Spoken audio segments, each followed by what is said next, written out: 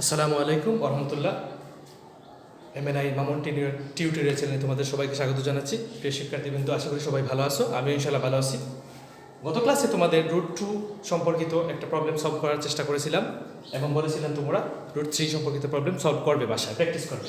আজকে একটু ভিন্ন একটা সিস্টেম, √5 মূলদ সংখ্যা নিয়ে কিছু আলোচনা করব। শিক্ষার্থী বন্ধুরা লক্ষ্য করো, আগের নিয়ে আমরা লিখব এখানে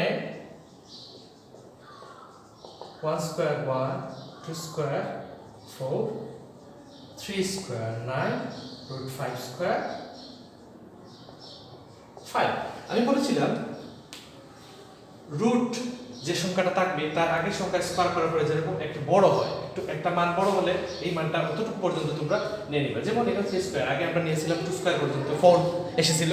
এখানে আসছে কি, এখানে আসছে 3 স্কয়ার আমরা নিয়েছি। যেহেতু 3 স্কয়ার কেন নিলাম, প্রয়োজন হলো কেন, কারণ এখানে 2 স্কয়ার পর্যন্ত আমরা নিয়ে লিখি 4, আর আমরা যে 5 নিব 4 থেকে 5 হলো বড়, তাহলে আমরা একটা মান নিতে হবে বেশি। 3 স্কয়ার নিয়ে নিলাম, 3 স্কয়ার বলতে এখানে হবে 9, তাই 5 থেকে 9 বড় সংখ্যা। একটা সংখ্যা তুমি উপরে নিবা বেশি, যে সংখ্যাটাকে রুট করবা তার উপরে সংখ্যাটা যেরকম মানে বড় হয়, একটা সংখ্যা বড় হয়, তাহলে এই সংখ্যাটা তুমি নিয়ে নিবা। এখন আগের মতো আমরা লিখি, অতএব √5 is greater than 2। যেহেতু 1 থেকে তো √5 বড়, তাহলে আমরা নিলাম 2 থেকে তো বড় হবে কিনা, 2 থেকে বড় আগে নিয়ে এবং আমরা লিখব √5 is less than 3। √5 যেহেতু আমরা স্কয়ার করে এটাকে 5 পাবো, আর 3 কে স্কয়ার করে আমরা 9 পাবো। তাহলে আমরা কি বলতে পারি, √5 থেকে 3 স্কয়ার করলে যেহেতু বেশি, এটা বড় সংখ্যা, আর 2 থেকে আমরা √5 বড় সংখ্যা। 2 বলতে আমরা এখানে বোঝাচ্ছি 2 স্কয়ার 4, আর √5 বলতে 5 স্কয়ার। 5 থেকে আমরা জানি 4 থেকে 5 হলো বড়, তাহলে এই সংখ্যাটা আমরা নিয়ে নিলাম। শিক্ষার্থী বন্ধুরা লক্ষ্য করো, আগে নিয়ে আমরা ধরি লিখবো বা মনে করে লিখবো, ধরি √5 equal p/q, pq সহমৌলিক। pq সহমৌলিক, q is greater than 1। pq সহমৌলিক, q is greater than 1। তারপরে আমরা ইমপ্লাইজ সেট দিব, বর্গ করে ফেলব।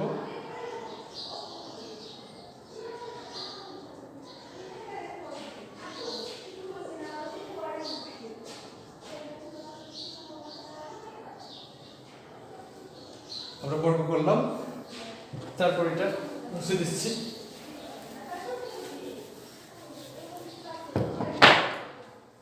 তারপর আমরা কিউ দ্বারা গুণ করে ফেলবো। শিক্ষার্থী বন্ধুরা লক্ষ্য করো,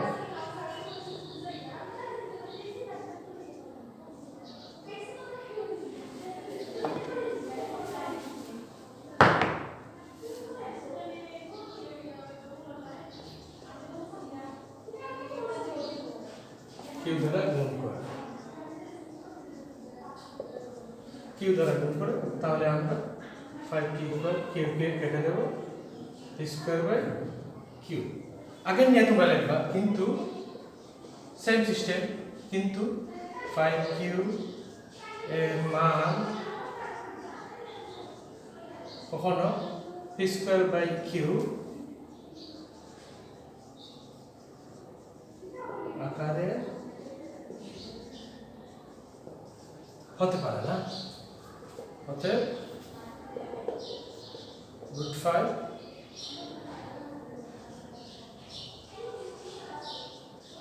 অমূলদ সংখ্যা।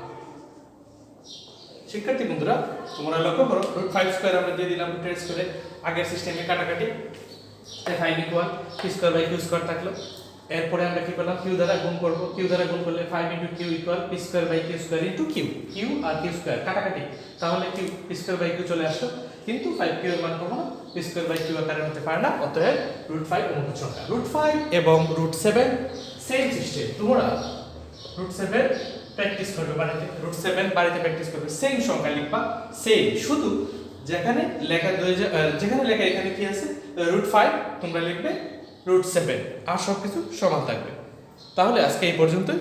ভালো থেকো, সুস্থ থেকো, আল্লাহ হাফেজ।